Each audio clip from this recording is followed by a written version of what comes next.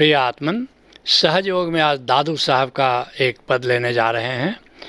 दादू साहब का जन्म 1544 ईस्वी में हुआ और 1603 ईस्वी तक राजस्थान की धरती पर दादू साहब अलख जगाते रहे। कहते हैं दादू साहब, निकट निरंजन लाग रहे। सभी संतों की वाणी में देखोगे नाम का, ओंकार का, राम का बहुत महत्व है। केंद्रीय तत्व नाम ही है, उसी को दादू साहब निरंजन कह रहे हैं। निरंजन का क्या अर्थ हुआ? निराकार और जिसमें कोई लेप नहीं लगता। जैसे कि हमारी आत्मा रहती है हमारे शरीर के भीतर, सारे विकार शरीर और मन के हैं, लेकिन आत्मा में कोई विकार नहीं है। आत्मा निरंजन है, निर्लेप है। उसी बात की ओर संकेत कर रहे हैं, निकट निरंजन लाग रहे। वह जो निर्लेप ओंकार है, निरंकार है हमारे भीतर, हम अब उससे जुड़ करके ज़िंदगी को जीते हैं, उससे जुड़ करके ज़िंदगी जीना हमने शुरू किया है। जिसके लिए गुरु अर्जुन देव जी कहते हैं, तज मान मोह विकार दूजा सेव एक निरंजनो। अब छोड़ो ये सम्मान पाने की जो लालसा है, मोह है, विकार है, ये सब छोड़ो। काम, क्रोध, लोभ, मोह, ईर्ष्या, द्वेष, ये सारा छोड़ दो। सेव एक निरंजनो, वह जो निरंकार है, निरंजन है, जो हमारी आत्मा है, जो परमात्मा है, बस उससे प्रेम करो, उसकी प्रीत में पड़ो। लग चरण शरण दयाल प्रीतम। अब प्रभु की शरण में आ जाओ और सगल दुरत विखंडनो। इससे क्या होगा? तुम्हारे सारे कर्म बंध, तुम्हारे सारे पाप स्वतः ही विखंडित हो जाते हैं, स्वतः ही नष्ट हो जाते हैं। कहते हैं दादू साहब, निकट निरंजन लाग रहे तब हम जीवित मुक्त भय। कहते हैं कि निरंजन के सुमिरन से क्या हुआ? आत्मा के सुमिरन से, हरि सुमिरन से क्या परिणाम हुआ? तब हम जीवित मुक्त भय। तो जीते जी हम मुक्त हो गए।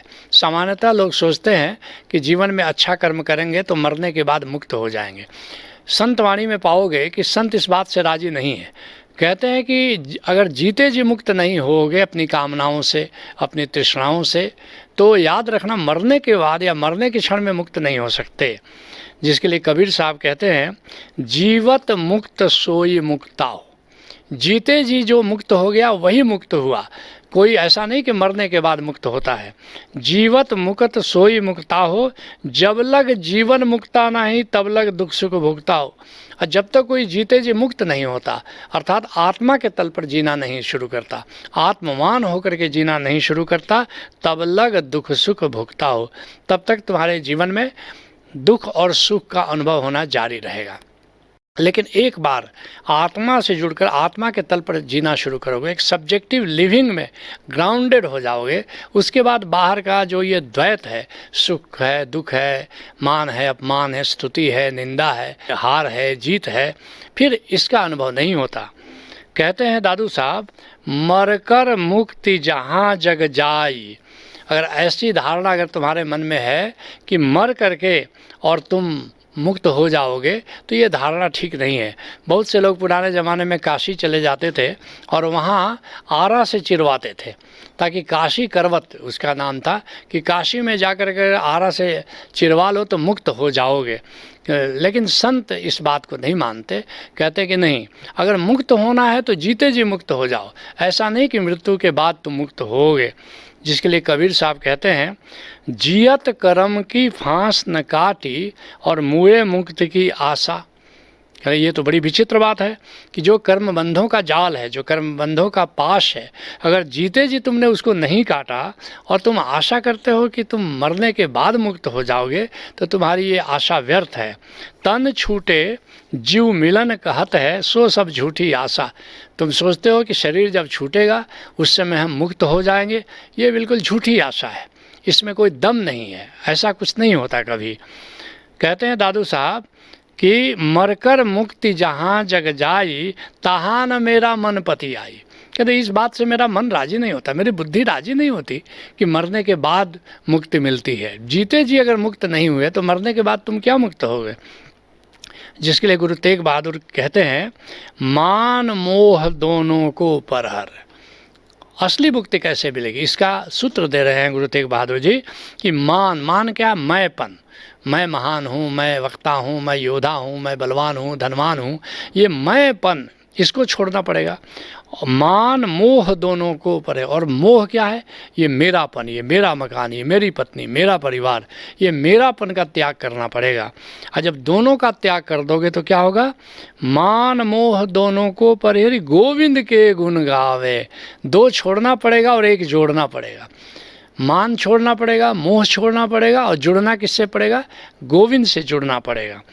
मान मोह दोनों को परहेरि गोविंद के गुण गावे, कह नानक यह विधि को प्राणी जीवन मुक्त कहावे। मैं और मेरा से मुक्त होकर अगर नाम सुमिरन करते हो तभी जाकर के जीवित ही मुक्त हो जाते हो। वास्तव में असली मंदिर कौन है? ये जो मनुष्य की देह है, ये बिना चुना का बनाया हुआ मंदिर है, जिसे परमात्मा ने स्वयं बनाया है, और उसमें साहेब हमारो, और इस मनुष्य की देह रूपी मंदिर में वह परमात्मा विराजमान रहता है, उसमें हमारा साहेब रहता है। कहते हैं दादू साहब, तन छूटे गति जो पद होई, मृतक जीव मिले सब कोई। अगर शरीर छूटने से मुक्ति मिलती उसके बाद तो जितने मर गए सब मुक्त हो जाते। नहीं, इस बात में कोई सच्चाई नहीं है। तन छूटे गति जो पद होई, तन छूटने से परम पद मिलता तो सब लोगों को परम मुक्ति परम पद मिल गया होता। जिसके लिए गुरु अर्जुन देव जी कहते हैं, अमृत वाणी हर हर तेरी, आ सुन सुन होए परम गति मेरी।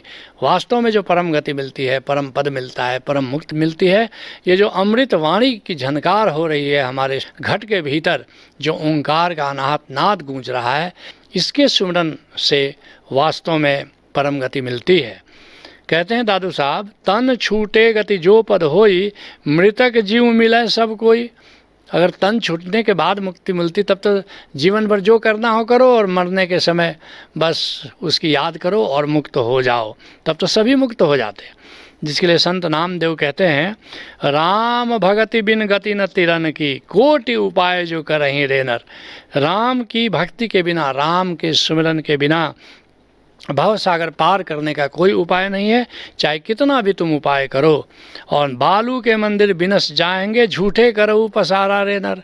ये बालू के मंदिर की तरह ये सारा जो तुमने फैलाव करके रखा है, माया का विस्तार, ये बालू के मंदिर की तरह ऐसे ही गिर जाता है। इसलिए व्यर्थ में तुम प्रयास कर रहे हो माया का प्रसार करने के लिए, धन कमाने में लगे रहते हो, पद कमाने में, प्रतिष्ठा कमाने में, जबकि बालू की मंदिर की तरह ये सब गिर जाता है। कहते हैं दादू साहब, जीवित जन्म सफल कर जाना, दादू राम मिले मन माना। कहते हैं दादू साहब कि मैंने तो अपने जीवन में ही अपना जन्म सफल कर लिया, और जीते जी मैं मुक्त हो गया, और मेरी तरह तुम भी जीते जी मुक्त हो सकते हो। जिसके लिए गुरु अर्जुन देव जी कहते हैं, हऊँ बलि जाई लख लख बरिया, जिन प्रभु पर्दा खोला राम।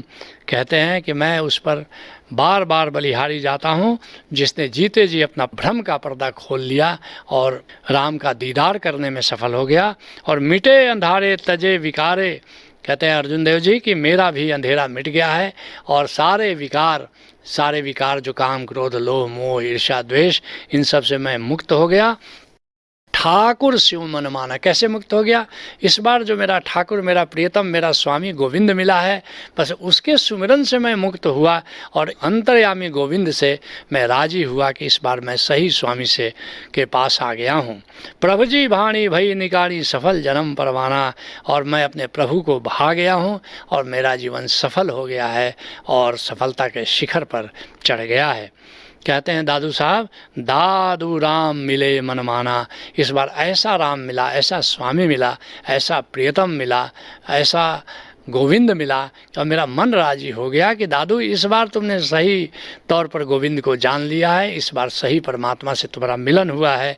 ये परमात्मा धारणा का नहीं है, कल्पना का नहीं है, ये परमात्मा अनुभव का है, जो हमारे भीतर ही विद्यमान रहता है। जिसके लिए कबीर साहब कहते हैं, जब जानिया तो मन मानिया। याद रखना, कितनी भी धारणा करो, विचार करो, सिद्धांत करो, तुम्हारे सिद्धांत के और कल्पना के परमात्मा से तुम्हारा ही मन राजी नहीं होता। लेकिन जब तुम अनुभव कर लेते हो आत्मा का, परमात्मा का, तो मन हमेशा अनुभव से राजी होता है, विद्वता से, कल्पना से, धारणा से राजी नहीं होता। जिसके लिए दादू साहब अन्यत्र कहते हैं, निस्बासर मोहन मन मेरे, चरण कमल मन माने। कहते रात दिन मोहन के, अपने गोविंद के चरण कमलों से मैं जुड़ा रहता हूँ, और सोई निधि निरख सच पाऊँ, दादू और न जाने। वह जो आनंद का खजाना है राम, बस उसको निरख करके और मैंने सत्य को पा लिया, परम सत्य को जान लिया। धरनीदास इस बात को बड़े प्यारे अंदाज में कह रहे हैं, सोई प्रभु पक्का मैं अति कच्चा। सच कहो तो राम ही, गोविंद ही सच्चा है, शाश्वत है। मेरी देह तो कच्ची है, मेरा मन तो कच्चा है। मैं झूठा मेरा साहिब सच्चा, ये मेरा अहंकार झूठा है, लेकिन मेरा गोविंद सच्चा है। धरनी मन माने एक ठाऊं। धरनीदास कहते हैं कि मेरा मन अब गोविंद से राजी हो गया है, और सो प्रभु जियो मैं मर जाऊं। कहते हैं कि मैं मिट जाऊं, बस केवल गोविंद ही रह जाए, गोविंद ही रह जाए। तुम भी किसी कामिल मुर्शिद से जुड़ो, नाम का रहस्य जानो, उस नाम के सिमरन में जीना शुरू करो, ताकि तुम मिट जाओ, तुम न बचो गोविंद ही बचे। यही सहज योग है। हरि ओम तत्सत।